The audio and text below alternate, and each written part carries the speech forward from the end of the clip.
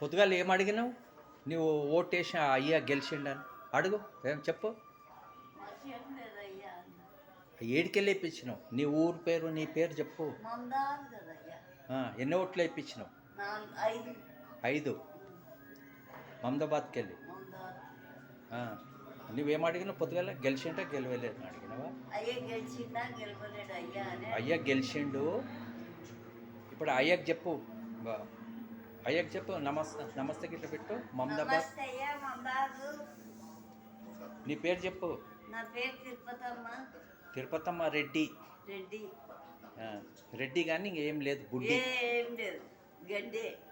ఉత్త రెడ్డి. అయ్యని అడుగు, ఏం కావాలి అయ్యకు?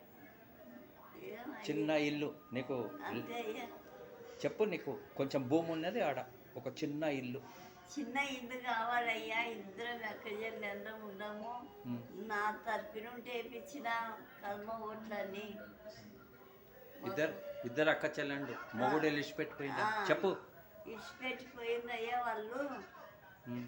ఇద్దరం అక్కజల్లి అందరం ఒట్టిగానే ఉండము. ఇదే రామరెడ్డి ఇంట్లోనే ఉండము. పని చేస్తారు. పని చేసుకొని బతుకుతున్నాం. ఏమన్నా అడుగు అయ్యాను. నమస్తే పెట్టాడు. ఇల్లు కావాలయ్యా. నమస్తే. ఒక ఇల్లు చూపిండి కట్టి. భూమి ఉన్నది కదా నీకు? అదే అమ్మ ఇచ్చింది. అదే చెప్పు. అమ్మోళ్ళు ఇచ్చిందని చెప్పు. అమ్మోళ్ళు ఇచ్చిందయ్యా కొంచెం అంతా. అమ్మోళ్ళు ఎవరు? రామరెడ్డి. కమతం రామరెడ్డి. ఆ భూమిలో చిన్నగా నీకు 2 రూములు. 2 రూములు కావాలి. మీ అక్క చెల్లెండి. అదే అంటే ఇంకా మీకు మొగుడు ఇడిచిపెట్టి వెళ్ళిపోయింది. Vishweshwar sir, thank you. చెప్పు, మళ్ళీ ఒకసారి దండం పెట్టు. అయ్యా దండం అయ్యా.